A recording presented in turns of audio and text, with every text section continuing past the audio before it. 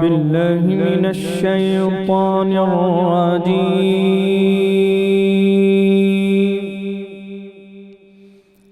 بسم الله الرحمن الرحيم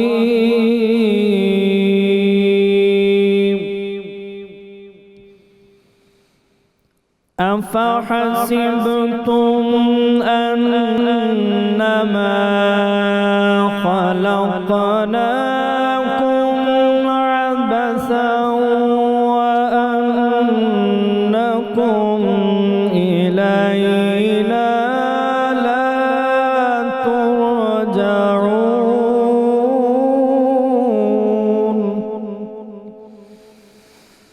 فتعالى الله الملك الحق لا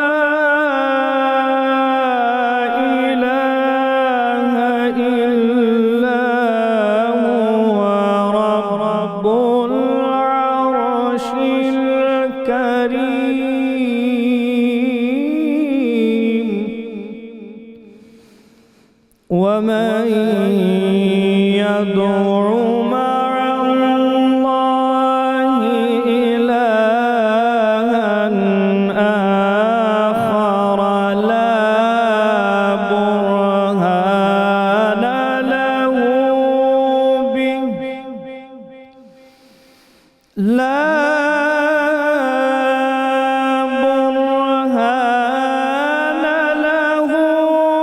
به فإنما حسابه عند ربه إنه لا يفلح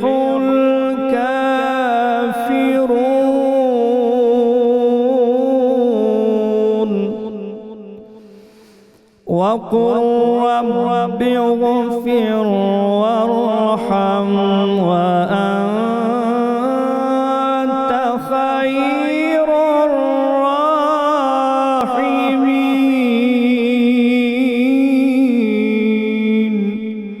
آمنت بالله صدق الله العظيم جزاک اللہ قاری منیر احمد صاحب، بہت شکریہ۔ بسم اللہ الرحمن الرحیم۔ السلام علیکم ناظرین کرام، 92 نیوز کی خصوصی افطار ٹرانسمیشن رحمت رمضان میں آپ کو خوش آمدید کہتے ہیں۔ آپ کا میزبان طاہر حمید تنولی آپ کی خدمت میں حاضر ہے اور میرے ساتھ کو ہوسٹ کے طور پہ موجود ہیں ڈاکٹر قرۃ العین طاہرہ۔ ناظرین کرام، آج کی اس ٹرانسمیشن کے دوران، آج کی اس نشست میں ہم نے جس موضوع پہ بات کرنی ہے وہ ہے اللہ رب العزت اپنے کن بندوں سے محبت کرتا ہے۔ اللہ رب العزت کی اپنے بندوں کے ساتھ محبت، اس موضوع پہ ہم اپنے ساتھ موجود اہل علم سے گفتگو کریں گے اور اس نقطے کو سمجھنے کی کوشش کریں گے کہ قرآن مجید کی روشنی میں، احادیث پاک کی روشنی میں، فرامین رسول صلی اللہ علیہ وآلہ وسلم کی روشنی میں اللہ کے وہ کون سے خوش نصیب بندے ہیں جو اللہ کی محبت کے مستحق ٹھہرتے ہیں۔ ناظرین کرام، جب صاحبان ایمان کوئی بھی عمل انجام دیتے ہیں، مقصد کیا ہوتا ہے کہ اس عمل کے نتیجے میں انہیں کوئی اجر ملے، کوئی ثواب ملے، ان کے درجات بلند ہوں۔ لیکن نیک اعمال کی انجام دہی کا واحد مقصد اجر، ثواب اور درجات کی بلندی ہی نہیں ہے، بلکہ اس کے علاوہ بھی کچھ ہے۔ علامہ اقبال نے کہا تھا، جس کا عمل ہو بے غرض اس کی جزا کچھ اور ہے، عور و خیام سے گزر، بادہ و جام سے گزر۔ وہ کیا ہے جو اجر و ثواب سے بھی بڑھ کے ہے؟ وہ کیا منزل ہے جس پر اجر و ثواب، جنت اور ہر طرح کی بلندی درجات ناز کرتی ہے؟ وہ منزل اللہ کی محبت، اللہ کی خوشنودی اور اللہ کی رضا ہے۔ ناظرین کرام، جب قرآن مجید کو ہم اس زاویہ نگاہ سے پڑھتے ہیں اور قرآن مجید سے رہنمائی لینے کی کوشش کرتے ہیں تو ہم دیکھتے ہیں کہ اللہ رب العزت نے بہت کیٹیگریکلی کچھ اوصاف بتائے ہیں اور کچھ عیب اور خامیاں گنوائی ہیں۔ وہ اوصاف اگر کسی شخصیت میں ہوں، کسی صاحب ایمان میں ہوں تو وہ اللہ کی محبت کا مستحق ٹھہرتا ہے، اور خدا نخواستہ وہی خامیاں جو قرآن مجید نے بیان کی ہیں اور وہ عیب کسی شخص میں در آئیں تو اللہ ان سے کبھی محبت نہیں کرتا۔ ان میں کئی ایسے اوصاف بھی ہیں ناظرین کرام جن پر بار بار اصرار کیا گیا ہے اور تکرار کے ساتھ ان کو بیان کیا گیا ہے۔ اسی طرح کچھ خامیاں بھی ایسی ہیں جن کو اللہ رب العزت نے تکرار کے ساتھ بیان فرمایا ہے تاکہ متنبہ کیا جائے اہل ایمان کو کن اوصاف کو اختیار کرنا ہے اور کن خامیوں سے بچنا ہے۔ کہنا یہ چاہیے کہ اگر ہم ان اوصاف کو اور ان خامیوں کو سامنے رکھیں تو ڈیوائن لو انڈیکس ڈیولپ کیا جا سکتا ہے کہ ہم اس پیمانے کو سامنے رکھ کے، اس یارڈ سٹک کو سامنے رکھ کے اندازہ کر سکتے ہیں کہ ہم اللہ رب العزت کی محبت کے ڈومین میں آتے ہیں یا خدا نخواستہ اللہ رب العزت کی محبت سے محرومی کے ڈومین میں آتے ہیں۔ اور اگر ان میں سے کسی بھی دائرے کے اندر ہم فال کر رہے ہیں تو پھر کس درجے پہ کھڑے ہیں؟ اگر اللہ کی محبت کے ڈومین میں ہیں تو اللہ کی محبت میں کس درجے میں ہیں، اور خدا نخواستہ اللہ کی ناراضگی کا معاملہ درپیش ہے تو وہاں کیا درجہ ہمیں مل رہا ہے۔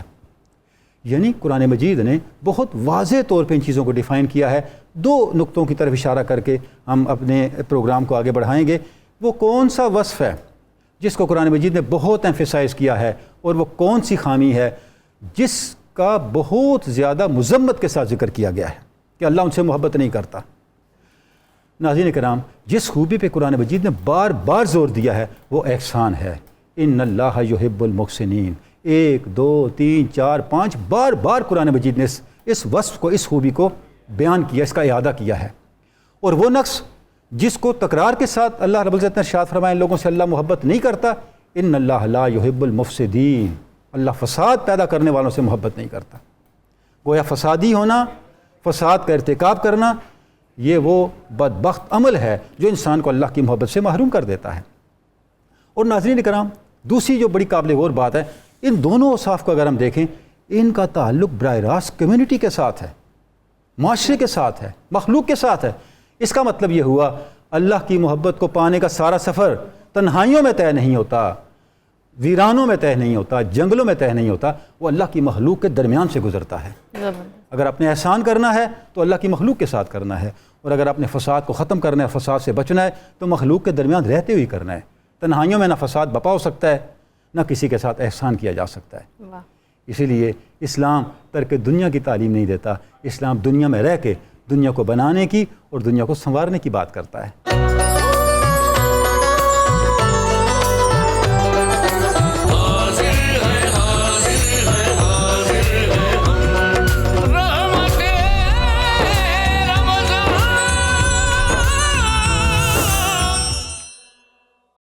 ہمارے ساتھ تشریف فرما ہے علامہ بدرالزمان قادری صاحب، ڈاکٹر فیض اللہ بغدادی صاحب تشریف رکھتے ہیں، اور ہمارے ساتھ تشریف رکھتے ہیں ڈاکٹر کاشف فراز صاحب، اور ان کے ساتھ بیٹھی ہیں ڈاکٹر عریج ذوالفقار بخاری صاحبہ۔ ہم نعت شریف سنیں گے حافظ محمد ارشد نقشبندی صاحب سے، اور کچن میں ہمارے ساتھ ہیں منیرہ کرن صاحبہ۔ پہلے منیرہ کرن صاحبہ سے کچھ تھوڑا سا لے لیتے ہیں کچن کے بارے سے انفارمیشن، پھر اپنی کارروائی کو آگے بڑھاتے ہیں۔ جی بسم اللہ۔ جی، جو آج کی ریسیپیز ہیں وہ آج میں بنا رہی ہوں نہاری، اور اس کے لیے میں نے اسٹاک پہلے سے نکالا ہے کیونکہ ٹائم کی وجہ سے نہاری کو آپ نے بہت زیادہ پکانا ہوتا ہے، اس کا اسٹاک نکالنا ہوتا ہے۔ اور ساتھ میں بنا رہی کروکیٹس، جس میں آلو ہوں گے، چکن کے چنکس اور ساری سبزیاں ہوں گی، ان سب کو مکس کر کے تو اس کی میں بناؤں گی کروکیٹس۔ اس کو آپ لمبی شکل میں بنا سکتے ہیں، کباب کی شکل میں بنا سکتے ہیں۔ اور ساتھ میں بنا رہی ہوں زردہ، جس کو میں دودھ میں اس کا فلیور دوں گی، نٹس رہیں گے، تھوڑی سی مٹھائی جائے گی اس کے اوپر، تو ساتھ میں بنے گا زردہ۔ اور ڈرنک میں ایک مینگو سلش بناؤں گی۔ تو یہ آج کی میری ریسیپیز ہیں، باقی ساتھ ساتھ آپ کو بتاؤں گی اس کو میں نے کیسے کیسے بنایا۔ بہت خوب، بہت خوب۔ آپ سب سے ہم نے نعت سننی ہے، لیکن اس سے پہلے ڈاکٹر صاحب آپ آج کے موضوع کے حوالے سے کچھ کہیے گا۔ بہت شکریہ ڈاکٹر صاحب۔ ناظرین محترم، یہ ہماری جو دنیا جس میں ہم رہتے ہیں یہ افراد سے، لوگوں سے بھری ہوئی ہے۔ اس میں وہ لوگ بھی رہتے ہیں جو خود کو ایتھیسٹ یا دہریہ کہتے ہیں، اور وہ لوگ بھی ہیں جو کسی نہ کسی مذہب کے ماننے والے ہیں۔ مذاہب کے ماننے والے کسی نہ کسی دیوتا، بھگوان، اللہ، ان کی پیروی کرتے ہیں، ان کو پوجتے ہیں، عبادت کرتے ہیں۔ اور ہر انسان، ہر مذہب کو ماننے والا اپنے کریٹر کا کہہ لیں کہ وہ محبت کا دعوے دار ہوتا ہے کہ میں اللہ سے محبت کرتا ہوں، میں بھگوان سے پیار کرتا ہوں، یا جس طرح بھی وہ اپنی محبت کا اظہار کرے۔ اب یہ دعویٰ تو سبھی کر رہے ہیں کہ ہم اللہ سے محبت کرتے ہیں۔ یہ اس کو ہم عالمی پیمانے پہ دیکھیں، اور اس کے بعد ہم مسلمانوں کے اندر آ جائیں تو مسلمانوں میں بھی ہر مسلمان یہ دعویٰ کرے گا کہ ہم اللہ سے محبت کرتے ہیں. لیکن اب جو محبت کرتے ہیں وہ اس محبوب سے بھی تو پوچھ لیا جائے کہ اس کو وہ محبت چاہیے بھی کہ نہیں, اس کو کیسی محبت درکار ہے. تو ہمارے لیے کوئی مشکل نہیں ہے کہ ہم اس کو جان سکیں. اللہ تعالیٰ نے خود اپنا پیغام ہمارے حوالے کر دیا, نبی پاک صلی اللہ علیہ وسلم کو ان پر نازل فرما دیا اور پہنچا دیا ہم تک. اب ہمارے لیے مشکل نہیں ہے, ہم اس کو کھولیں, ہم جان سکتے ہیں کہ وہ کیا کرائٹیریا ہے جو ہمارے اللہ کو پسند ہے, جس سے ہم اللہ کی محبت کے اہل ہو سکتے ہیں. زبانی دعوے تو سب کر سکتے ہیں ہم, اس میں کوئی مشکل نہیں ہے, لیکن جب تک اس در سے قبولیت کی صدا نہ آئے, اس در سے وہ قبول نہ کیا جائے, ہم اس کو نہیں کہہ سکتے کہ یہ اللہ کے ہاں مقبول ہوگا. تو بہت ضروری ہے کہ ہمارے تمام دعوے جو ہیں وہ اللہ کی کتاب اور سنت رسول صلی اللہ علیہ وسلم کی روشنی میں اپنائے جائیں, نہ کہ صرف اپنے ہی زبانی دعوے ہی وہ رہ جائیں. پھر دیکھیے کہ کتاب اللہ میں اللہ تعالیٰ نے نہ تو صرف یہ نہیں ہے کہ صرف اس میں یہ بیان کر دیا کہ میں کن سے محبت کرتا ہوں, بلکہ یہ بھی بیان کر دیا کہ میں کن سے محبت نہیں کرتا. دونوں کرائٹیریا ہمارے سامنے بہت کلیئر ہیں, اور آپ دیکھیں گے کہ وہ ہماری آج کی گفتگو میں وہ تمام صفات بہت کھل کر سامنے آئیں گی. اور جو ابہام ہے ہمارے دلوں میں, ذہنوں میں کہ پتہ نہیں ہمارا یہ جو کام ہے, ہمارا یہ جو عمل ہے اللہ کے ہاں شرف قبولیت پائے گا بھی یا نہیں, یا ہم اللہ کی محبت کے اہل ہوں گے بھی یا نہیں, ہماری اس گفتگو سے انشاءاللہ وہ بہت کلیئر ہو کے آپ کے سامنے آئے گا.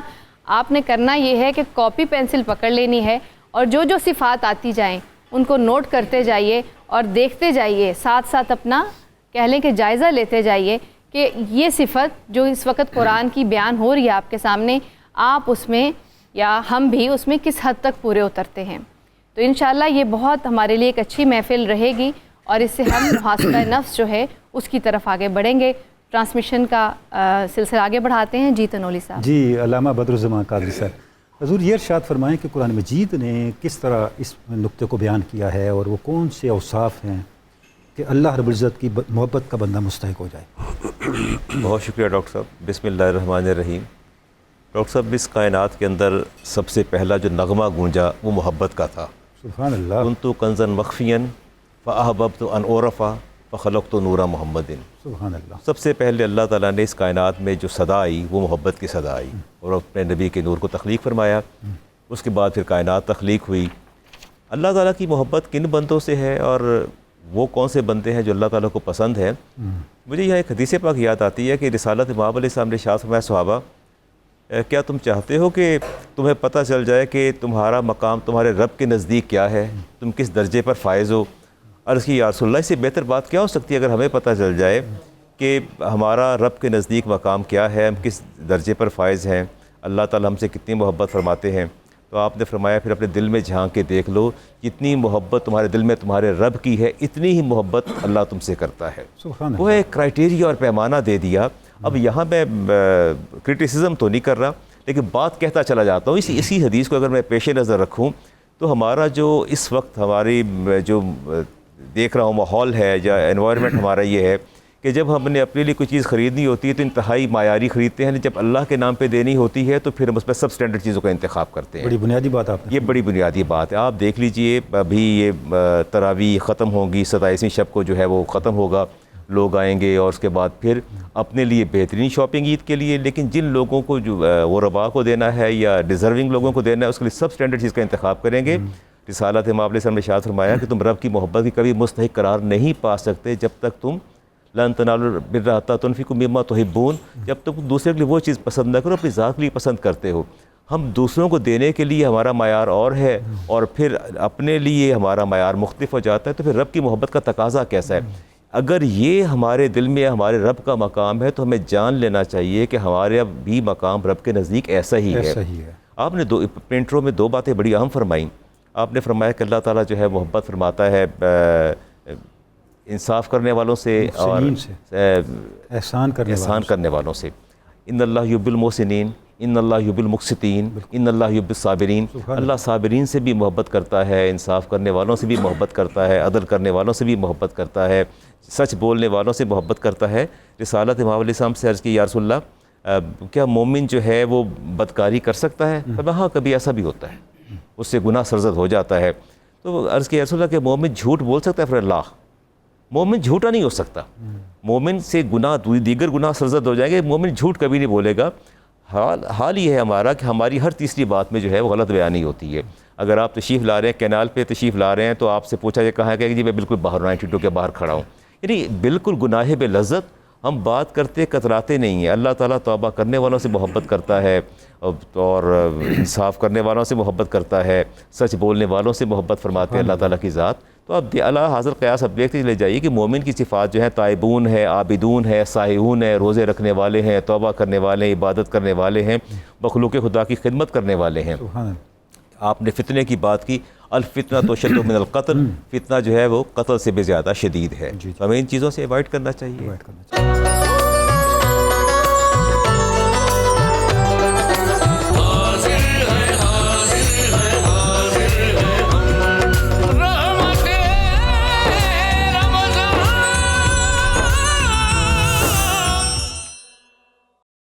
ڈاکٹر فیض اللہ بغدادی صاحب، آپ بیان فرمائیے گا، قرآن میں بارہا جو ہے وہ ارشاد ہوتا ہے کہ ان اللہ یحب المتقین، اللہ تقوی اختیار کرنے والوں کو پسند کرتا ہے، اور ہمارے ہاں یہ ٹرم بہت زیادہ بولی بھی جاتی ہے.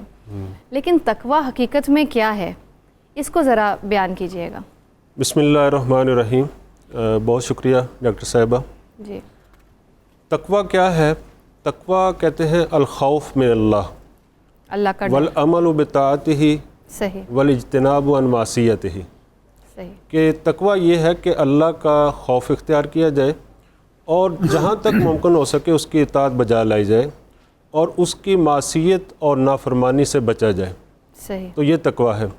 تو اللہ تبارک و تعالیٰ نے جو تقوی شعار ہیں، جو صاحبان تقوی ہیں، ان سے محبت فرمائی ہے اور قرآن پاک میں جا بجا ان سے محبت کا دعویٰ کیا ہے.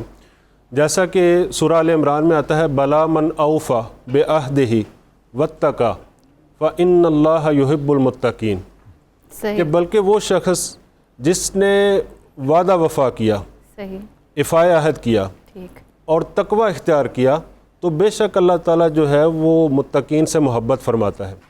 اسی طرح سورہ برات کے اندر 2 دفعہ جو ہے یہی ورڈ آیا ہے، یہی عبارت آئی ہے کہ ان اللہ یحب المتقین. لیکن اس سے پہلے جو آیات کا سیاق ہم پڑھیں تو وہاں بھی عہد کی بات ہو رہی ہے کہ جن مشرکین کے ساتھ تم نے وعدہ کیا تھا اور انہوں نے اس وعدہ کو توڑا نہیں ہے، اس وعدہ کی خلاف ورزی نہیں کی، تو بے شک اللہ تبارک و تعالیٰ جو ہے وہ متقین سے محبت کرتا ہے. تو ان 2 آیات کے اندر بھی جو ہے وہ وعدہ نبانے، ایفائے عہد کی بات ہوئی ہے. گویا متقین اور ایفائے عہد کو جوڑا ہے.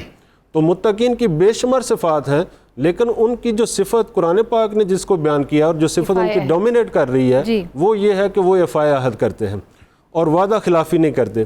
اسی طرح اگر ہم قرآن پاک کو دیکھیں اور سورہ البقرہ کو لے لیں جو قرآن پاک کی دوسری صورت ہے، اور اس کے ابتداء میں ذالک الکتاب لا ریب فیہ ھدی للمتقین، کہ یہ کتاب ہدایت ہے، نو ڈاؤٹ کہ یہ کتاب ہدایت ہے، لیکن ہدایت کن کے لیے ہے؟ للمتقین، کہ جو تقوی شعار ہوں گے انہی کو یہ کتاب ہدایت دے گی. اس کے بعد اس آیت کے بعد جو دیگر آیات ہیں متصل معان اس کے بعد جو ہے ان میں متقین کی صفات بیان ہوئی ہیں کہ متقین کون ہیں؟ الذین یؤمنون بالغیب ویقیمون الصلاۃ ومما رزقناہم ینفقون. کہ متقین وہ ہیں جو بن دیکھے ایمان لاتے ہیں. صحیح. یعنی وہ یہ نہیں کہتے کہ ہم پہلے دیکھیں گے پھر ایمان لائیں گے. بہت ساری چیزیں ایسی ہیں جو ان سین ہیں، اللہ کو انہوں نے نہیں دیکھا ہوا لیکن ایمان لاتے ہیں. جنت کو انہوں نے نہیں دیکھا ہوا لیکن ایمان لاتے ہیں. فرشتوں کو انہوں نے نہیں دیکھا ہوا لیکن ایمان لاتے ہیں. اور دوسرا کیا کرتے ہیں؟ یقیمون الصلاۃ. اللہ تعالیٰ نے جو نماز کا حکم دیا ہے اور بار بار اس کی تاکید کی ہے، اس نماز کو قائم کرتے ہیں. ان کے اندر اقامت صلاۃ کا وصف پایا جاتا ہے. اور تیسری خصوصیت کیا ہے؟ وَمِمَّا رَزَقْنَاهُمْ يُنْفِقُونَ. کہ جو رزق ہم نے دیا ہے، جتنا بھی دیا ہے، جس طرح کا بھی دیا ہے، اس میں سے وہ انفاق کرتے ہیں، خرچ کرتے ہیں. اور اس کے بعد کیا فرمایا؟ وَالَّذِينَ يُؤْمِنُونَ بِمَا أُنزِلَ إِلَيْكَ وَمَا أُنزِلَ مِن قَبْلِكَ وَبِالْآخِرَةِ هُمْ يُوقِنُونَ. کہ وہ ایمان لاتے ہیں جو کچھ آپ پر نازل کیا گیا اور جو کچھ آپ سے پہلے نازل کیا گیا. اس آیت سے ہمیں جو ختم نبوت کا بھی سبق ملتا ہے کہ یہ نہیں فرمایا کہ ما انزل بعدک، صحیح. بلکہ فرمایا کہ جو کچھ آپ سے پہلے نازل ہو چکا ہے اس پر ایمان لاتے ہیں، اور جو کچھ آپ پر نازل ہوا یعنی بڑی جامع جو ہے نا یہ اس کی تعریف ہے. متقی صرف ایک لفظ نہیں ہے جسے ہم پرہیزگاری عام طور پہ کہہ دیتے ہیں. اور آخری وصف ان کا کیا بیان فرمایا؟ وَبِالْآخِرَةِ هُمْ يُوقِنُونَ، کہ آخرت پر ان کا ایمان اور پختہ یقین ہوتا ہے. اولئک علی ھدی من ربہم واولئک ھم المفلحون، کہ یہی وہ لوگ ہیں جو ہدایت یافتہ ہیں، جو ہدایت پر ہیں، اور یہی وہ لوگ ہیں جو فلاح پانے والے. ماشاء اللہ. حافظ محمد ارشد نقشبندی صاحب، آپ نعت شریف کیا سنائیں گے آج؟ باری تعالیٰ سے آغاز کریں. حمد سے بسم اللہ.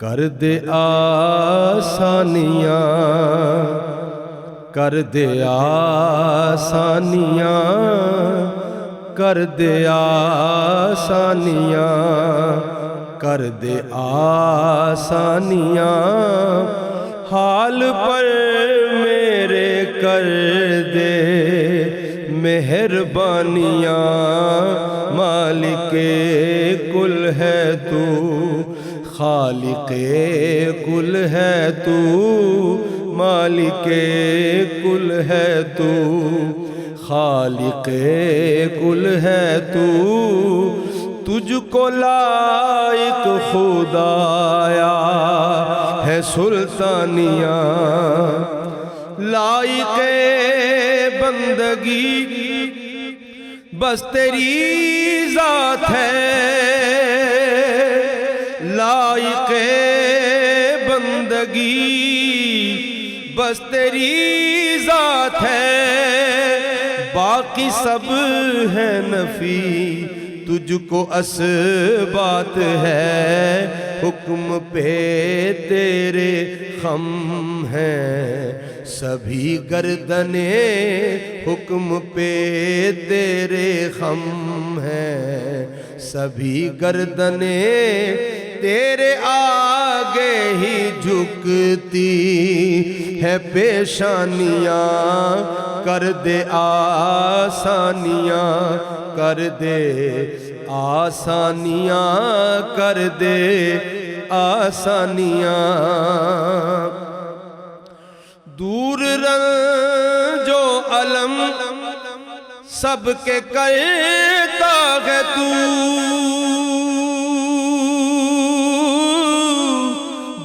رنج و علم سب کے کرتا ہے تو، قلب تسکین و راحت سے بھرتا ہے تو، میرے حالات پر کر رحم اے خدا، میرے حالات پر رحم کر اے خدا، ٹال دے میرے سر سے پریشانیاں، کر دے آسانیاں، مالک لم یزل خالق دو سرا، تیری قدرت ہے تمثیل سے ماورا، تیری کاریگری دیکھ کر اے خدا، منکروں کو بھی ہوتی ہے حیرانیاں، کر دے آسانیاں، کر دے آسانیاں، میرے مولا تو مالک ہے مختار ہے، میرے مولا تو مالک ہے مختار ہے، تو ہی غفار ہے، تو ہی ستار ہے، بخش دے سب خطائیں سبھی لغزشیں، بخش دے سب خطائیں سبھی لغزشیں، معاف کر دے ہماری تو نادانیاں کر دے آسانیاں اتنا اجمل تیرا جو رواں ہے قلم ہے عطا پر عطا ہے کرم پر کرم اتنا اجمل تیرا جو رواں ہے قلم ہے عطا پر عطا ہے کرم پر کرم رب کے لطف و کرم سے عطاؤں سے ہے تیرے فکر و تخیل میں جو لانیاں کر دے آسانیاں کر دے آسانیاں حال پر میرے کر دے مہربانیاں مالک کل ہے تو خالق کل ہے تو تجھ کو لائق خدایا ہے سلطانیاں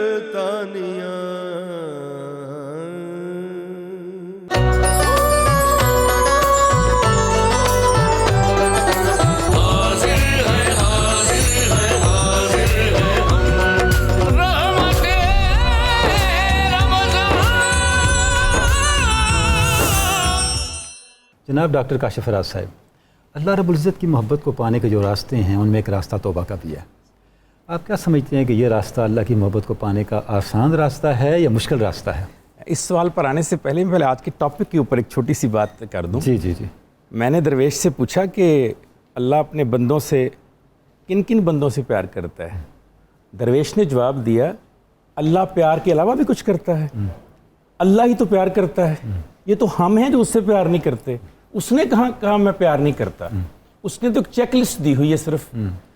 میں نے کہا درویش یہ بتاؤ کہ کیسے پتہ چلے کہ اللہ مجھ سے پیار کرتا ہے؟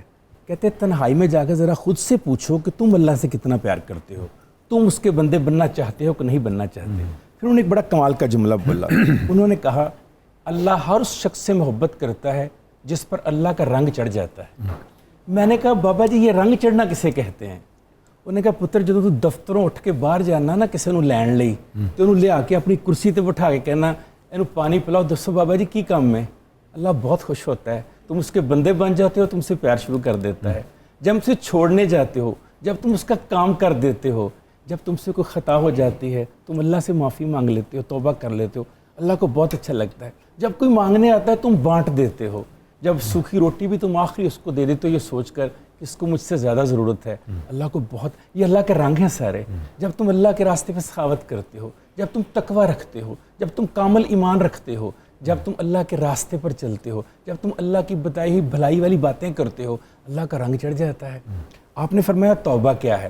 جدید نسل کو سمجھانے کے لیے میں انہی کی ٹرمینالوجی میں آپ کو بتاتا ہوں. ماشاءاللہ. یہ ہمارا موبائل ہے نا، یا ہماری لیپ ٹاپ ہے، یا ہماری یہ جو ٹیب ہیں، یا ہمارے اکوپمنٹ جتنے بھی ہیں، گیجٹس جتنے بھی ہیں، جب ان کے اندر جرم آ جاتا ہے نا، وائرس آ جاتا ہے، ہم پتہ کیا کرتے ہیں؟ ری بوٹ کرتے ہیں، ری سٹارٹ کرتے ہیں. توبہ ری بوٹ کا عمل ہے، توبہ ری سٹارٹ کا عمل ہے. ہر اس وقت جہاں آپ کو لگے خطا ہو گئی ہے فوری طور پہ اپنے آپ کو ری بوٹ کرنا ہے. آپ نے بڑا آسان سا طریقہ بتا دیا، توبہ کر لو. یہ پاکیزی دے دیتا ہے، یہ نیک بناتا ہے، صاف کر دیتا ہے، طہارت دے دیتا ہے. ماشاءاللہ. پھر دوسرا کام سب سے زیادہ الجھاتا ہے انسان کو شیطان. اب شیطان سے لڑنے کے لیے کوئی ویپن چاہیے نا. میں اب خالی ہاتھ تو نہیں لڑ سکتا، اس کے پاس تو بڑے ہتھیار ہیں. مجھے اللہ نے بہترین ہتھیار دیا، توبہ کا ہتھیار. بہت خوب. ترمذی شریف میں اللہ تعالیٰ فرماتے ہیں، نبی صلی اللہ علیہ وسلم فرماتے ہیں کہ تم میں سارے ہی خطا کار ہیں اور بہت سارے خطا کار ہو سکتے ہیں، لیکن مجھے سب سے اچھا خطا پتہ اللہ کو کون لگتا ہے؟ جو اس سے توبہ کر لیتا ہے، جو اس سے معافی مانگ لیتا ہے. اچھا اس کی ایک چھوٹی شرط لگائی. ڈاکٹر صاحبہ نے شروع میں کہا چیک لسٹ. جدید نسل چیک لسٹ کہتے ہیں. ایک چیک لسٹ میں ایک اور چیک ہے، وہ کیا ہے کہ توبہ کرنے سے پہلے یہ سوچ لو دوبارہ یہ گناہ نہیں کرنا. اسی کو توبہ کہتے ہیں. یہ نہیں ہے کہ میں توبہ اس لیے کر رہا ہوں کہ اسے دھوکہ دینے کے لیے کہ اس ٹائم مان جا پھر دیکھیں گے. نہیں، وہ جانتا ہے تمہارے دلوں کے حال.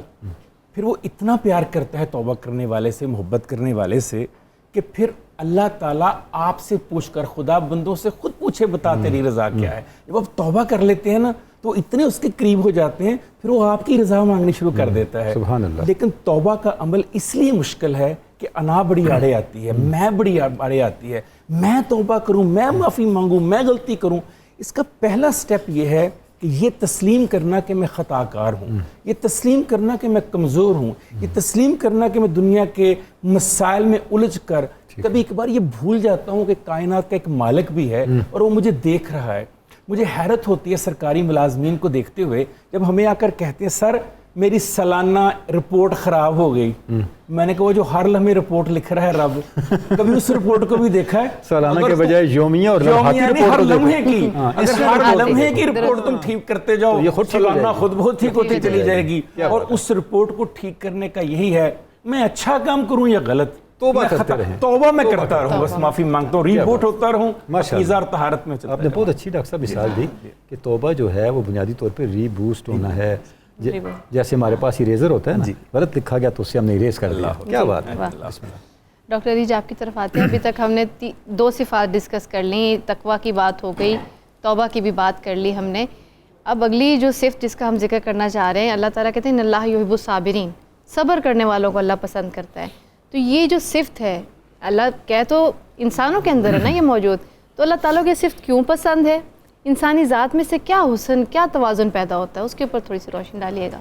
جی دیکھیں اللہ تعالیٰ کہتا ہے کہ بے شک میں صبر کرنے والوں کے ساتھ ہوں. بالکل. آپ کو سب سے پہلا یقین تو یہ مل جاتا ہے کہ آپ کو اللہ کا ساتھ مل جائے گا. یعنی کہ انعام کتنا بڑا ہے کہ اگر تم نے جو چیز تمہیں نہیں ملی, اب صبر کیا ہے کہ آپ جس چیز کی خواہش کر رہے تھے جی اس میں چاہے وہ آپ مال کی حیثیت سے تھی, چاہے رشتوں کی حیثیت سے تھی, کوئی دنیاوی تھا یا عبادت میں تھا, آپ کو لگا کہ قبولیت نہیں ہوئی جی تو اس پہ آپ نے صبر کرنا ہے. ٹھیک ہے, اور وہ صبر کا مطلب یہ کہ آپ نے اس یقین کے ساتھ وہاں پر ٹھہر جانا ہے کہ میرا رب بے شک بہترین عطا کرنے والا ہے اور وہ بہترین وقت میں دے گا. میں زندگی میں نے ایک بہت چھوٹا سا معمول بنایا ہوا ہے کہ جب بھی زندگی کے کوئی معمولات آتے ہیں تو میں ہمیشہ استخارے کا سہارا لیتی ہوں. اور مجھے لگتا ہے کہ اللہ تعالیٰ نے اتنی بڑی طاقت انسان کو دے دی ہے کہ جب آپ استخارہ کر کے اس کے حوالے کر دیتے ہیں کوئی بھی معاملہ آتے ہیں اور آپ یہ کہتے ہیں کہ میں تیری رضا میں راضی ہوں, جو اگر یہ میرے لیے بہتر ہے تو عطا کر دے گا, اور اگر نہیں ہے اور تو مجھے اس سے پیچھے کر لے گا, اور میں بے شک میں راضی ہوں اس پر. تو آپ نے صبر کر لیا کہ اگر آپ کو مل جاتا ہے بہت اچھی بات ہے, اگر نہیں ملا تو آپ اس چیز پر صابر ہیں جو اللہ نے آپ کو عطا کرنا ہے, اور وہ یقین رکھیں کہ وہ بہترین ہوگا. اور میں نے اپنی زندگی میں اس چیز کو بہت دفعہ آزمایا ہے اور بے شک میرے اللہ نے مجھے ہمیشہ بہترین عطا کیا ہے. اب بہت سارے معاملات ایسے ہوتے ہیں جس طرح کچھ لوگوں میں میرے خیال میں ایک بڑا مشکل معاملہ ہوتا ہے جب آپ رشتے کھوتے ہیں. وہ سب سے ایک مشکل مرحلہ ہوتا ہے انسان کے لیے, اور اس چیز پہ صبر کرنا ایک بہت بڑا امتحان بن جاتا ہے. درست. لیکن وہاں پر بھی اللہ تعالیٰ آپ کو بار بار اسی چیز کی نوید دیتا ہے کہ اگر تم صبر کرتے ہو تو میں تمہیں بے شک بہترین عطا کرتا ہوں. وہاں انسان کی عقل تھوڑی سی اس وقت مفلوج ہو جاتی ہے کہ اچھا یہ رشتہ میرا ماں باپ کا چلا گیا یا بہن بھائیوں میں سے یا اولاد میں سے یا آپ کے پیارے رشتوں میں سے بعض دفعہ کھو جاتے ہیں. ہم اکثر دیکھتے ہیں کہ کچھ ماؤں کو یہ تکلیف سے گزرنا پڑتا ہے, اور ہم یا بہت ایسے شہداء ہوتے ہیں جن کی فیملیز کو ہم دیکھتے ہیں جی جو ہمارے ملک کے لیے قربانیاں دے رہی ہیں. آپ ان ماؤں کو دیکھیں جن کے بچے ہمارے لیے اس وطن کے لیے قربان ہوتے ہیں. آپ کو یقین کریں کہ اس چیز کو اتنا آسان ہو جائے گا سمجھنا کہ صبر کیا ہوتا ہے, ان سے دیکھیں. صحیح. ڈاکٹر صاحب یہ تو بہت بڑا مقام آپ نے مل کے ہماری چھوٹی زندگی کی جو چھوٹے چھوٹے مقامات, چھوٹے چھوٹے لمحات ہیں, ان میں بھی کوئی صبر ہے. جیسے آپ بطور ڈاکٹر آپ کے پاس پیشنٹ آتے ہیں, اس وقت بھی آپ کوئی صبر کے حوالے سے مظاہرہ اس کا ہو سکتا ہے پیشنس کا؟ میں اس کو تھوڑا سا لائٹر موڈ پہ کروں گی. ہمارے پاس جس وقت آتے ہیں کیونکہ ظاہر میرا اسکن سے ریلیٹڈ کام ہے, تو لوگ آتے ہیں اور ہمیں حوالہ دیتے ہیں کہ جی 3 دن میں اسکن گوری. صحیح. ٹھیک ہے, یہ وہ بے صبرے لوگوں کا حال ہوتا ہے. اور پھر اس کے بعد جو تباہی ہوتی ہے وہ سب جانتے ہیں کہ اسکن تباہ ہو جاتی ہے, برباد ہو جاتی ہے, پہلے وہ ریڈ ہوتی ہے پھر وہ بالکل بلیک ہو جاتی ہے. جی اب انہوں نے صبر نہیں کیا. ٹھیک ہے, ہم ان کے آلٹرنیٹ میں جب ان کو میڈیسنز جو میڈیکیٹڈ دے رہے ہوتے ہیں یا جو راستے دے رہے ہوتے ہیں اس میں پیشنس ریکوائرڈ ہے. صحیح. ہم یہ لفظ وہ ہے ہم ڈاکٹر بہت زیادہ استعمال کرتے ہیں کہ تھوڑا سا صبر رکھنا ہے آپ نے. چاہے آپ ویٹ لاس پہ آتے ہیں, چاہے اسکن کے معاملات میں آتے ہیں, جب آپ صبر رکھتے ہیں اور مستقل مزاجی رکھتے ہیں تو ڈیفینیٹلی وہ آپ کے بہترین ریزلٹس ہوتے ہیں. تو آپ کو زندگی کے ہر معاملے میں صبر چاہیے, چاہے وہ آپ کے علاج کے معاملات ہیں, چاہے آپ کے روزمرہ زندگی کے معاملات ہیں, چاہے وہ آپ کے رشتے ہیں, کچھ بھی ہے, چاہے رزق ہے. جی آپ کو صبر کی ضرورت ہے. زبردست, نہایت خوبصورتی سے آپ نے اس کو بیان کیا. اور ماشاء اللہ.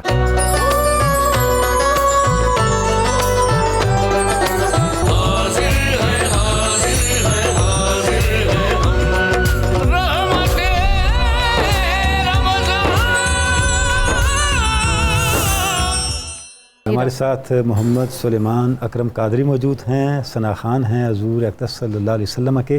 جناب کیا نعت شریف سنائیں گے آپ؟ دل کھول کے مانگو شہ ابرار کے در سے, آتا نہیں خالی کوئی سرکار کے در سے, آتا نہیں خالی کوئی سرکار کے در سے. جبریل بھی آیا تھا کبھی روٹیاں لینے, جبریل بھی آیا تھا کبھی روٹیاں لینے, حسنین کے اس پاک پریوار کے در سے, حسنین کے اس پاک پریوار کے در سے, آتا نہیں خالی کوئی سرکار کے در سے. ہو نظر کرم جانتے ہیں آپ گدا کو, ہو نظر کرم جانتے ہیں آپ گدا کو,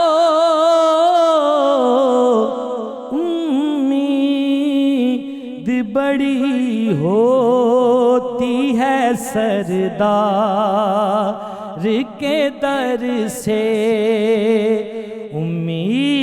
امید بڑی ہوتی ہے سردار کے در سے. کہتا ہے خدا میری طلب ہے تو یہ سن لو, کہتا ہے خدا میری طلب ہے تو یہ سن لو,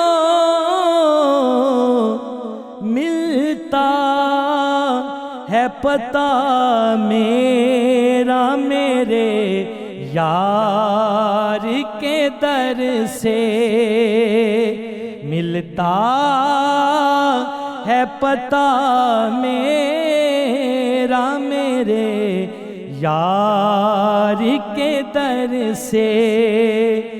ایک بار میرے کہنے پہ جائے وہ مدینے, ایک بار میرے کہنے پہ جائے وہ مدینے, مایوس ہی لوٹا ہے جو اغیار کے در سے, جو مانگو گے فاروقی تمہیں مل کے رہے گا, جو مانگو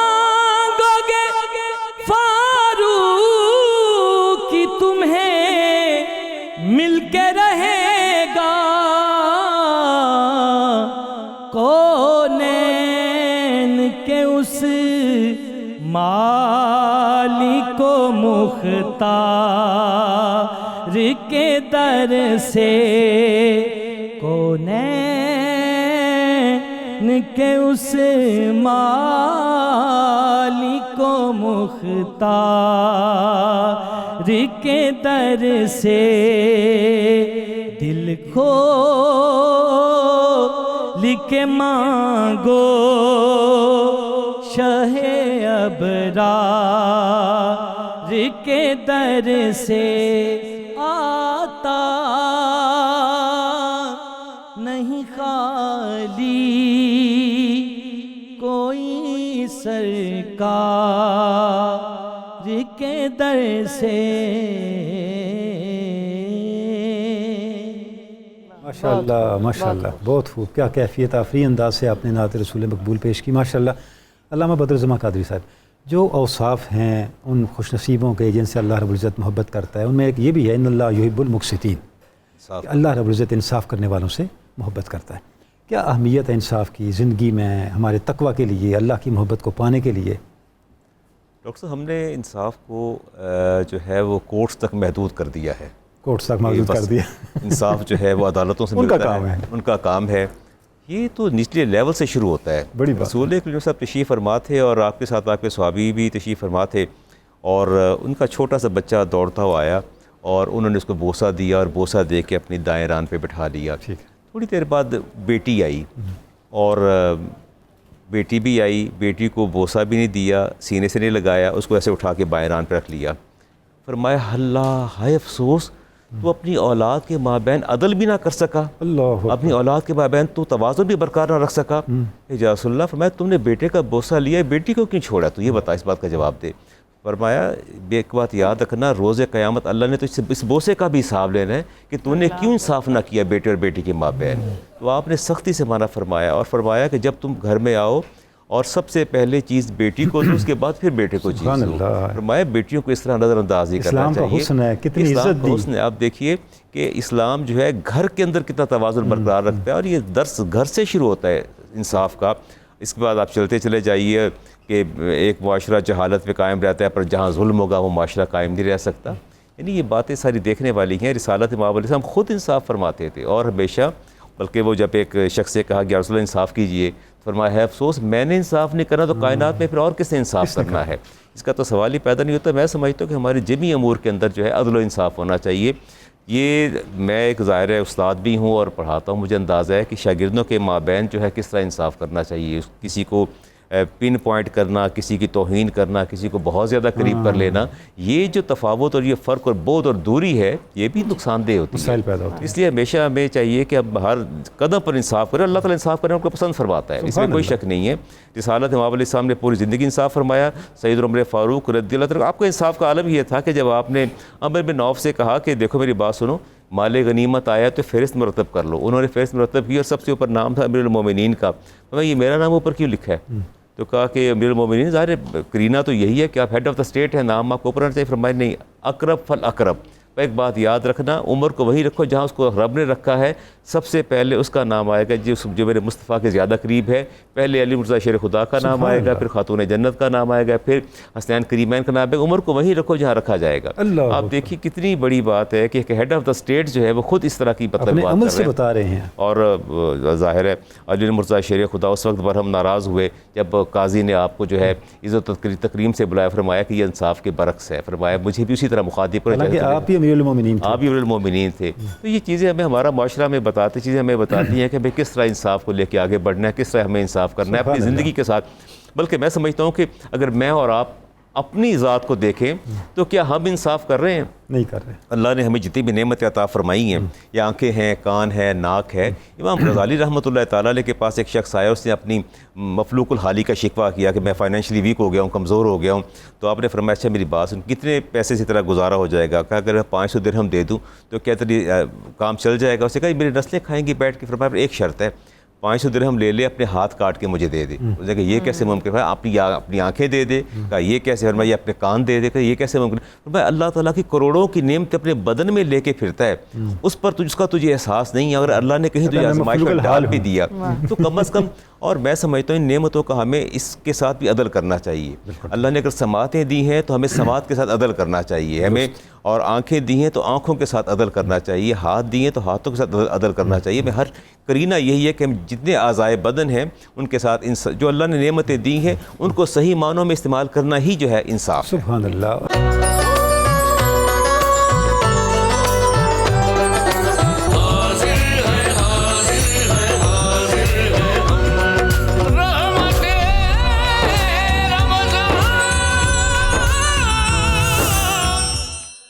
ڈاکٹر فیض اللہ, آپ ذرا بیان کیجئے گا کہ اللہ تعالیٰ نے جو ایک اور صفت بیان کی ہے اور کہا ہے کہ میں ان سے محبت رکھتا ہوں, وہ ہے احسان کرنے والوں کی, محسنین کی.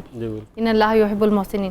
ویسے تو ہمارے یہاں پہ ڈسکس ہونے والی ہر صفت ایسی ہے جس پہ پورا ایک پروگرام ہو سکتا ہے اور پھر بھی شاید تشنگی رہ جائے. مختصراً بیان کیجئے گا کہ یہ احسان کیا ہوتا ہے, محسن کسے کہتے ہیں؟ احسان جو ہے نا, احسان کے بہت سارے معنی آئے ہیں. جی. احسان نیکی کو بھی کہتے ہیں. جی. احسان کسی کے ساتھ بلائی کو بھی کہتے ہیں. جی. کسی کے ساتھ حسن سلوک کو بھی احسان کہتے ہیں. ٹھیک. اور اگر ہم حدیث میں دیکھیں تو حدیث جبریل بڑی معروف حدیث ہے جس میں حضور نبی اکرم صلی اللہ علیہ وآلہ وسلم سے حضرت جبریل امین نے مختلف سوالات کیے. صحیح. اس میں آپ علیہ الصلوۃ والسلام سے ایمان کی ڈیفینیشن پوچھی کہ مل ایمان ہو. جی. اس میں اسلام کی ڈیفینیشن حضرت جبرائیل امین نے حضور نبی اکرم صلی اللہ علیہ وسلم سے پوچھی کہ مل اسلام ہو. اسی میں احسان کی بھی ڈیفینیشن پوچھی کہ مل احسان ہو. صحیح. تو حضور نبی اکرم صلی اللہ علیہ وسلم نے ارشاد فرمایا کہ الاحسان ہو ان تعبد اللہ کانک تراہ, کہ تو اللہ کی عبادت ایسے کر جیسے تو اس کو دیکھ رہا ہے. اور اگر یہ کیفیت تمہیں حاصل نہیں ہوتی تو یہ گمان کر کہ فَإِن لَمْ تَكُنْ تَرَاهُ فَإِنَّهُ يَرَاكَ, کہ اگر تو اس کو نہیں دیکھ رہا تو کم از کم یہ تو یقین کر لے کہ وہ تجھے دیکھ رہا ہے. تو گویا جو صاحبان احسان ہیں ان کا یہ وصف ہے کہ وہ ہر گھڑی یہ دھیان رکھتے ہیں کہ اللہ تعالیٰ ان کو دیکھ رہا ہے. اور احسان کا خود حکم جو ہے وہ اللہ تبارک و تعالیٰ نے فرمایا ہے. قرآن پاک میں آتا ہے کہ وَأَنفِقُوا فِي سَبِيلِ اللَّهِ, جی, اور اللہ کی راہ میں خرچ کرو. صحیح. وَلَا تُلْقُوا بِأَيْدِيكُمْ إِلَى التَّهْلُكَةِ, اور اپنے آپ کو خود اپنے ہاتھوں ہلاکت میں نہ ڈالو. وَأَحْسِنُوا, اور احسان کرو. فَإِنَّ اللَّهَ يُحِبُّ الْمُحْسِنِينَ, کہ بے شک اللہ تعالیٰ جو ہے وہ محسنین کو پسند فرماتا ہے. اسی طرح دوسری آیت میں فرمایا کہ وَالَّذِينَ يُنْفِقُونَ فِي السَّرَّاءِ وَالضَّرَّاءِ, کہ یہ وہ لوگ ہیں جو خوشحالی اور تنگ دستی میں خرچ کرتے ہیں. صحیح. اور ان کے بارے میں وَالْكَاظِمِينَ الْغَيْظَ, اور جو غصے کو پی جاتے ہیں. وَالْعَافِينَ عَنِ النَّاسِ, اور لوگوں کو قدرت ہوتے ہوئے بھی معاف کر دیتے ہیں. تو واللہ یحب المحسنین, بے شک اللہ تعالیٰ جو ہے وہ احسان کرنے والوں کو پسند فرماتا ہے. اب یہاں جب لوگ احسان کرتے ہیں اور انہیں احسان کا وصف حاصل ہو جاتا ہے تو اللہ تبارک و تعالیٰ کیا فرماتے ہیں, هل جزاء الاحسان الا الاحسان, کہ اگر لوگ احسان کرتے ہیں تو اس سے بڑھ کر پھر اللہ ان کے ساتھ احسان کرتا ہے. اور لوگوں کے احسان اور اللہ کے احسان میں تو کوئی جوڑ ہی نہیں ہے, یہ تو میچ لیس ہے کہ کہاں ان کا احسان اور کہاں اللہ کا احسان. تو یہ ان کو جو ہے وہ ان کے احسان کا جو ہے وہ بدلہ ملتا ہے. سبحان اللہ. اور اسی طرح اللہ تبارک و تعالیٰ نے فرمایا کہ الذین احسنوا وللذین احسنوا الحسنى والزیادہ, کہ جو لوگ احسان کرنے والے ہیں ان کے لیے حسنہ اور زیادہ ہے. اب اس کی مفسرین وضاحت کرتے ہیں کہ حسنہ سے مراد جنت ہے. صحیح. اور زیادہ سے پھر کیا مراد ہے, کہ زیادہ سے مراد یہ ہے کہ جنت تو ان کو ملے گی ہی, اس کے ساتھ ساتھ ان کو اللہ کا دیدار بھی نصیب ہوگا. سبحان اللہ. گویا محسنین وہ لوگ ہوں گے جن کو اللہ تعالیٰ اپنے دیدار سے مشرف فرمائے گا. سبحان اللہ. ناظرین کرام, ہمارے ساتھ علی رضا فریدی موجود ہیں. علی رضا فریدی صاحب, آپ نعت شریف سنائیں گے, کون سی نعت سنائیں گے؟ سفر میں نیا کلام ہے, آپ کی سماعتوں کی نظر کروں گا.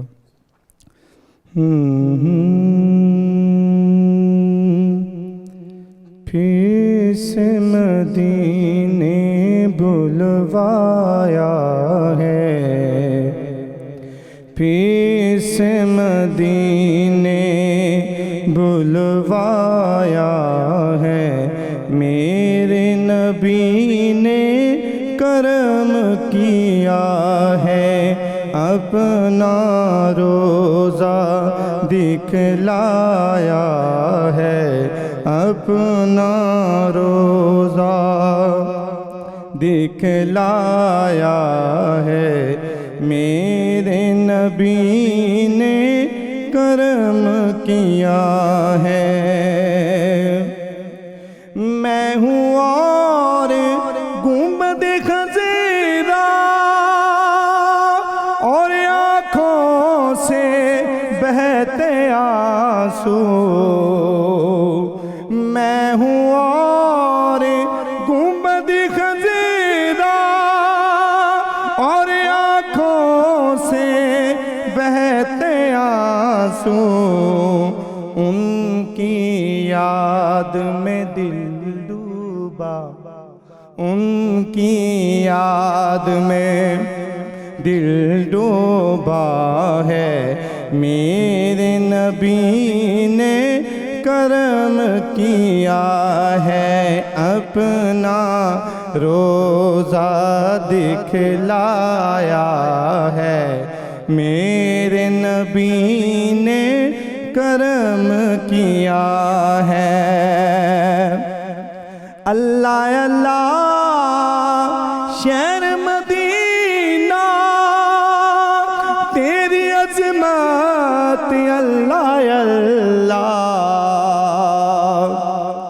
اللہ اللہ شہر مدینہ تیری عظمت، اللہ اللہ میں ہوں اور طیبہ کی یہ گلیاں، میں ہوں اور طیبہ کی یہ گلیاں، میرے نبی نے کرم کیا ہے، اپنا روزہ دکھلایا ہے، میرے نبی نے کرم کیا ہے۔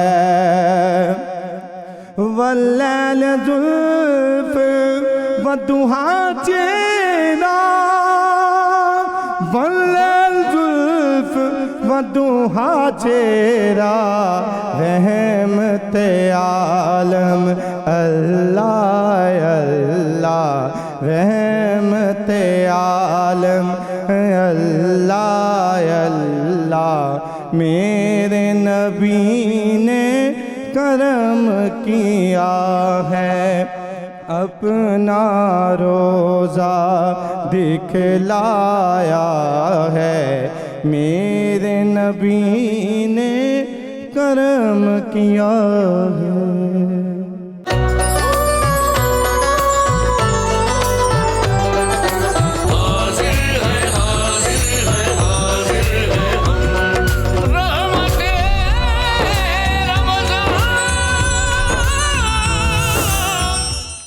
کاشف راز صاحب، جو اللہ کے محبوب بندے ہیں، ان کے جو اوصاف ہیں، ان میں سے ایک توکل بھی ہے کہ اچھا ذرا ہم اس پہ غور کریں تو یہ چیز سامنے آتی ہے کہ اللہ کی محبت اور توکل کو لنکڈ چیزیں ہیں۔ جب محبت ہوگی تو بھروسہ بھی ہوگا، تو کیسے توکل اللہ کے قریب کرتا ہے؟ سب سے پہلے تو توکل کی تعریف کرنی اس لیے ضروری ہے کہ لوگوں نے اس کے ساتھ کچھ ایسی چیزیں اٹیچ کر دی ہیں، یہ بہت ضروری ہے، مغالطے پہ، اس کو پہلے میں وضاحت کر دوں۔ سب سے پہلی چیز ہے اللہ پر بھروسہ کرنا، اللہ کی تدبیر پر بھروسہ کرنا، لیکن ضروری اقدامات کر کے۔ یہ جو دوسرا حصہ ہے نا اس کا، ضروری اقدامات کر کے، یہ لوگ بھول جاتے ہیں، اس کو ادا نہیں کرتے، اور پھر وہ جو حکم ہے نا کہ اونٹنی باندھ کے پھر اللہ کی کہنا کہ اس کے حوالے، توکل کا یہ مطلب ہے کہ خنجر تیز رکھ اپنا، پھر اس خنجر کی تیزی کو مقدر کے حوالے کر، تو پہلے اس کو ضروری اقدامات کرنے بہت ضروری ہیں۔ آپ دیکھیے کہ سب سے پہلے اللہ تعالیٰ سورہ آل عمران میں فرماتے ہیں کہ جو توکل کرتے ہیں میں اس سے محبت کرتا ہوں۔ ٹھیک ہے، اسی طرح اللہ تعالیٰ ایک اور جگہ پر ارشاد فرماتے ہیں، اللہ تعالیٰ سورہ مائدہ میں کہتے ہیں کہ وہ لوگ جو توکل کرتے ہیں وہ مومن ہیں۔ مومن کے ساتھ، جو آپ نے بھی کہا ایمان کے ساتھ، اللہ سے محبت کے ساتھ توکل کا بڑا گہرا رشتہ ہے، اس سے پتہ چلتا ہے۔ اب اللہ تعالیٰ قرآن بھی فرماتا ہے کہ جو اللہ پر بھروسہ کرتے ہیں، جو اللہ پر یقین کرتے ہیں، وہ یقین کر لیں کہ ان کے لیے اللہ ہی کافی ہے۔ اب یہاں پرابلم یہ آتی ہے کہ ہم یہ بات کہتے ضرور ہیں، تسلیم نہیں کرتے، اندر سے کہیں آواز آتی ہے کہ مطلوبہ صورت میسر نہیں ہے۔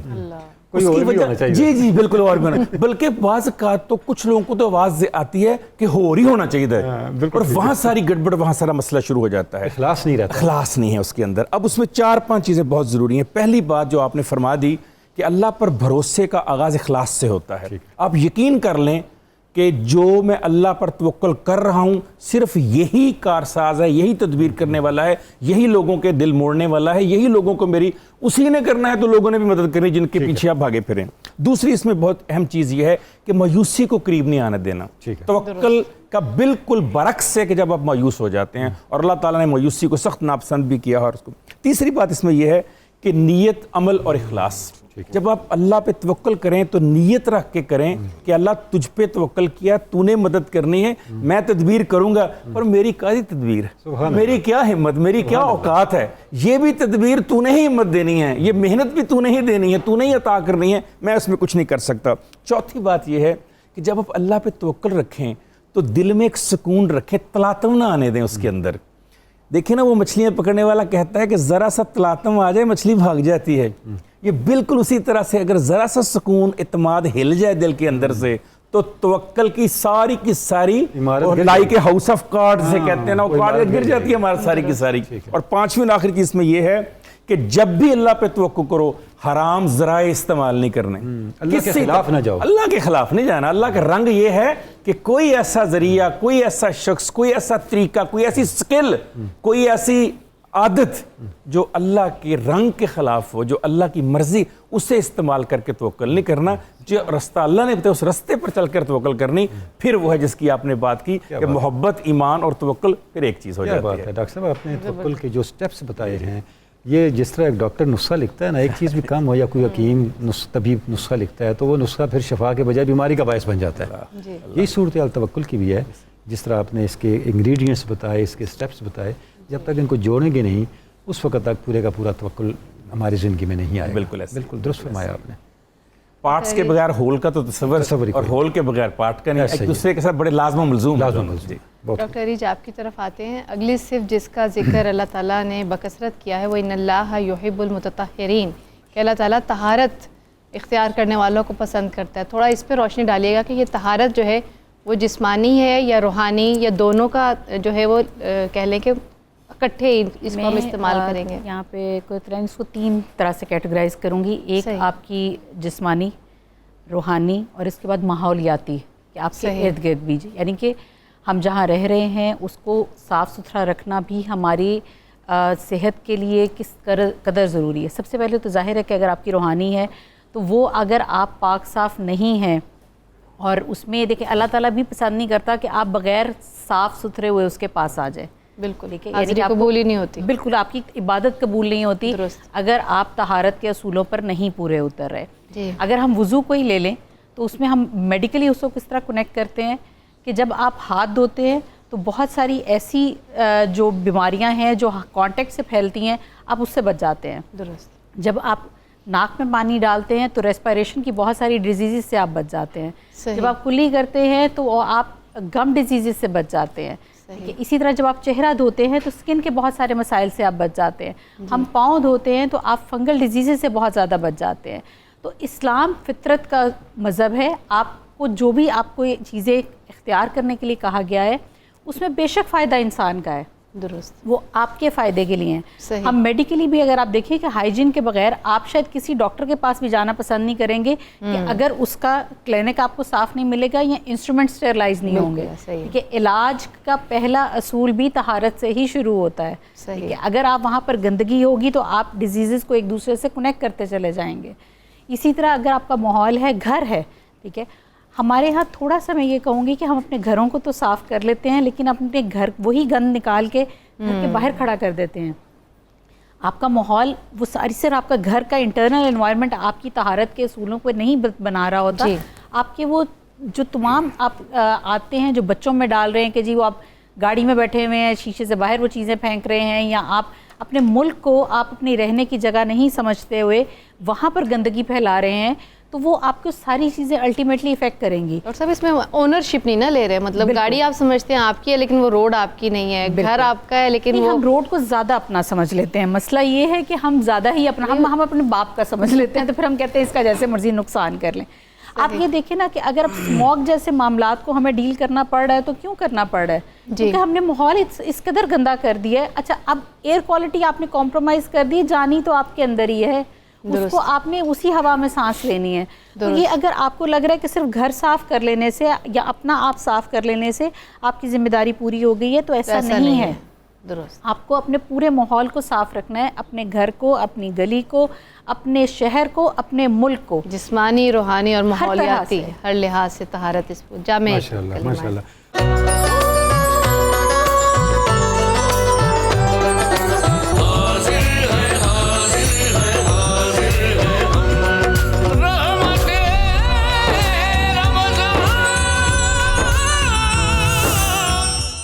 ڈاکٹر فیض اللہ بغدادی صاحب, آپ بیان فرمائیے گا, ابھی تک ہم نے ذکر کیا اللہ تعالیٰ کن لوگوں سے محبت کرتا ہے, ان صفات کا ذکر کیا.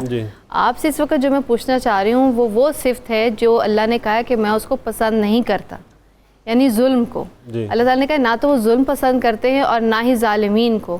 تو یہ جو عربی کی ٹرم ہے ظلم یا ظالم, اس کا کیا مفہوم ہے اور کون افراد اس زمرے میں آتے ہیں؟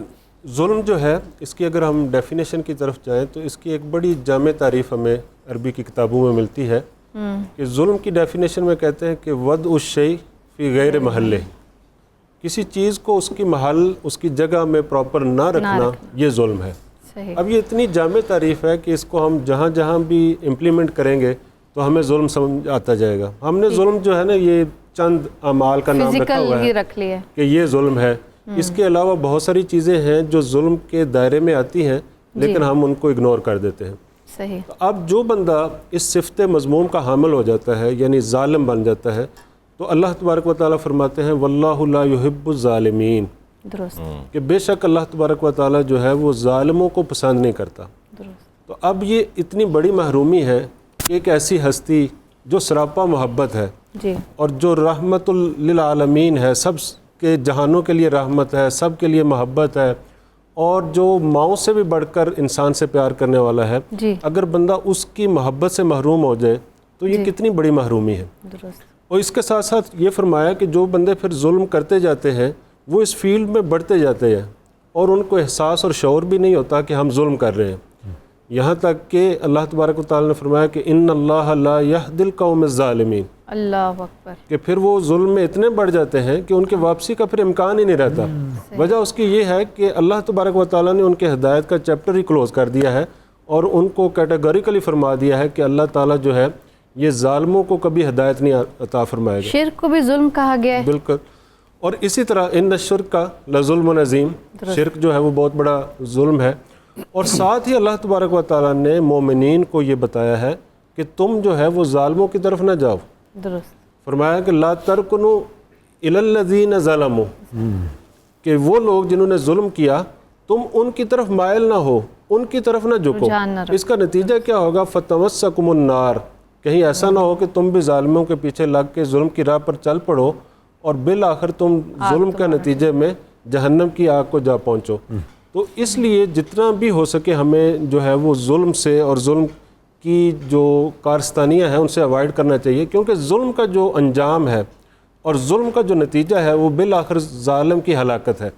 سونر اور لیٹر اس نے اپنے انجام میں بد کو پہنچنا ہوتا ہے, کیونکہ اللہ تبارک و تعالیٰ نے اس کو بھی قرآن پاک میں فرمایا ہے فَقُطِعَ دَابِرُ الْقَوْمِ الَّذِينَ ظَلَمُوا, کہ وہ لوگ جنہوں نے ظلم کیا ان کو جڑ سے کاٹ دیا گیا.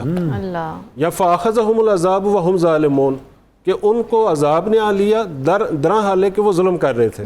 تو گویا وہ ظلم میں ہی مشغول رہتے ہیں تو ان کو جو ان کے ظلم کا انجام ہے ان کو آ پہنچتا ہے. اللہ تعالیٰ میں بچائے. اور اسی طرح اگر قیامت کے روز دیکھا جائے جہاں ہر کوئی جو ہے وہ ایک ایک نیکی کو ترس رہا ہوگا تو ظالموں کے لیے بڑی سخت وعید ہے. فرمایا کہ وَمَا لِلظَّالِمِينَ مِن نَصِيرٍ, کہ اس دن ظالموں کے لیے کوئی مددگار نہیں ہوگا.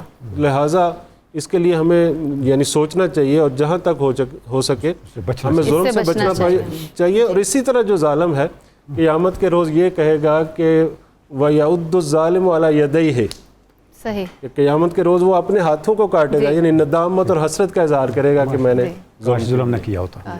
شکریہ ڈاکٹر صاحب. کچن کی طرف چلتے ہیں. جی منیرہ, کہاں تک پہنچی ہماری نہاری؟ جی جو کروکٹس ہے وہ میں نے فرائی کر دی ہیں, اور اس کے اندر بیسیکلی جیسے ہم گھر میں آلو کے کٹلیٹس بناتے ہیں اس میں چکن ایڈ کرتے ہیں, اس میں نے تمام ویجیٹیبلز ایڈ کی ہیں, اور اس کی ویریشن ہے, اس میں آپ سبزی ایڈ کر کے بچوں کو کھلائیں, پالک بھی ایڈ کر سکتے ہیں.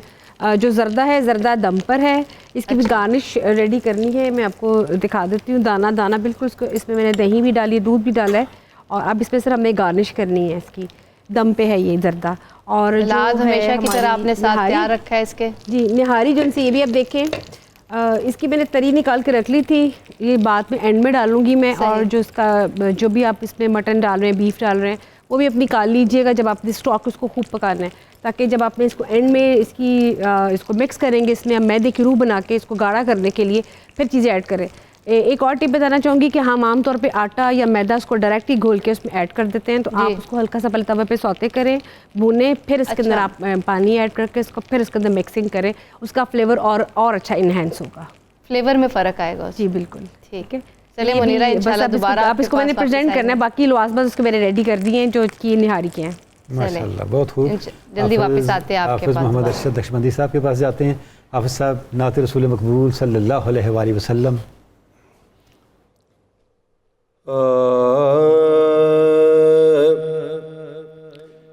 شاہ کونین نے جس وقت سوارے گے سو, شاہ کونین, شاہ کونین نے جس وقت سوارے گے سو, رب نے فرمایا کہ واللیل ہے پیارے گے سو, رب نے فرمایا روئے انور پہ جو ڈالے تو ہنسی رات ہوئی, روئے انور پہ جو ڈالے تو ہنسی رات ہوئی, دن نکل آیا, دن نکل آیا جو آقا نے سوارے گے سو, دن نکل آیا جو آقا نے سوارے گے سو. اور قبلہ صاحب لیتے بیمار شفائیں ہیں حسین زلفوں سے, لیتے بیمار شفائیں ہیں حسین زلفوں سے, چومنے آئے, چومنے آئے بصد شوق ستارے گے سو, چومنے آئے کنگھی بالوں میں کیے آپ ہوئے تھے پیدا, کنگھی بالوں میں کیے آپ ہوئے تھے پیدا, کیوں کہ دست قدرت نے, دست قدرت نے, دست قدرت سے تھے خالق نے سوارے گے سو, ان کی خوشبو سے مہکتے ہیں گلستان سارے, خلد کے واسطے خوشبو کے ہیں دھارے گیسو جب کبھی زلف ترشواتے تھے آقا ساجد جب کبھی زلف ترشواتے تھے آقا ساجد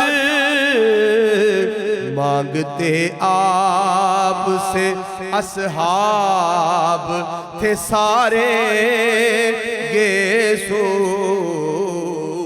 مانگتے آپ سے اصحاب تھے سارے گیسو شاہ کونین نے جس وقت سوارے گیسو